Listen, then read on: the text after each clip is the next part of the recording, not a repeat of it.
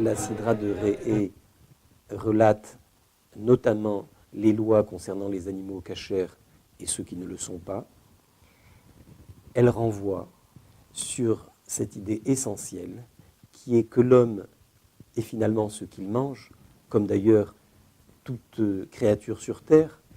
On sait que les végétaux se nourrissent des minéraux, de l'eau, de la terre, et que finalement ils intègrent quelque chose qui provient d'un règne inférieur pour l'élever.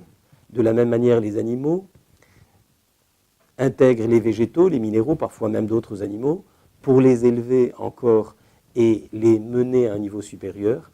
Il en est de même pour l'homme, qui se nourrit d'animaux, de végétaux, de minéraux, et qui a la possibilité d'élever ces différentes parties de la création. La nourriture, ça devient une partie de lui-même. Et ceci nous permet de comprendre pourquoi la Torah a-t-elle pris soin de donner des consignes extrêmement précises sur les caractères qui font qu'un animal est cachère. Que nous dit notre Sidra?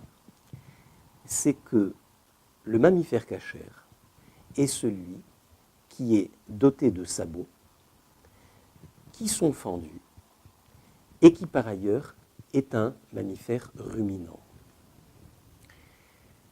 On sait très bien qu'il n'y a pas de détail au hasard dans la Torah. Le sabot fendu nous indique quelque chose de très simple. C'est que l'homme n'est pas uniforme, il n'est pas univoque, il ne va pas selon simplement une seule voie dans le judaïsme. Le sabot fendu, c'est qu'il y a une partie à droite, une partie qui est à gauche, et c'est quelque chose qui apporte un enseignement très profond.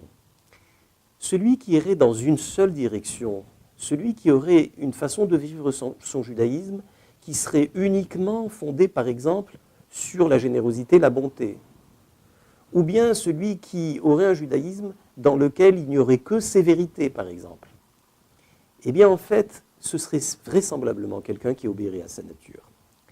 Et le message de la cacheroute, c'est déjà de nous dire non, le sabot est fendu.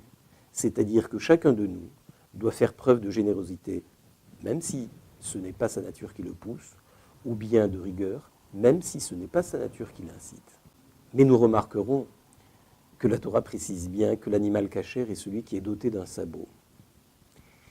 Le sabot, c'est finalement une façon de ne pas poser le pied directement sur terre et d'être peut-être un peu en hauteur par rapport au monde, par rapport à la terre et ce qu'elle représente, qui est le monde matériel. C'est que le juif, lorsqu'il est face au monde matériel, il doit avoir une certaine hauteur, il doit avoir une certaine distance. Bien sûr, le judaïsme exclut toute forme d'ascétisme. Le judaïsme demande que nous sanctifions au quotidien le monde matériel. Mais nous devons le faire avec une sorte de recul, avec une certaine hauteur. Et c'est ce qu'indique ce sabot de l'animal cachère. Là encore, voilà un enseignement essentiel dans la vie de tous les jours. L'animal ruminant est un animal qui n'ingère pas en une seule fois, mais qui fait revenir la nourriture dans sa bouche pour la remâcher jusqu'à l'ingérer définitivement. Et il en est de même de l'homme. Lorsqu'il est face au monde matériel, lorsqu'il sait qu'il doit agir, eh bien en fait, il doit réfléchir, et pas simplement une fois, il doit réfléchir à 2 fois. Il doit se poser la question, est-ce que l'action que je vais faire est une action qui est conforme à la loi juive? Est-ce qu'elle est conforme au Shulchan Aruch? Est-ce que ce que je fais est quelque chose qui est bon dans l'absolu? Et puis ensuite, il doit se poser la question, une deuxième fois, est-ce que ce que je vais faire maintenant est approprié? Est-ce le moment de le faire? Est-ce que c'est quelque chose que je vais faire aux dépens d'autre chose ou aux dépens de quelqu'un d'autre? Et on le voit, l'animal cachère, parce qu'il a un sabot, parce que son sabot est fendu, parce qu'il rumine, nous donne finalement un enseignement de vie qui est essentiel.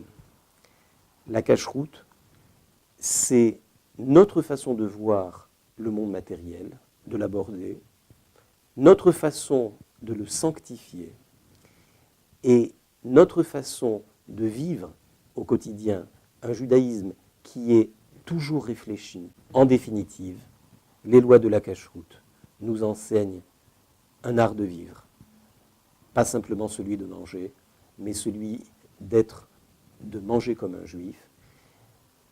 Au revoir à tous et à très bientôt.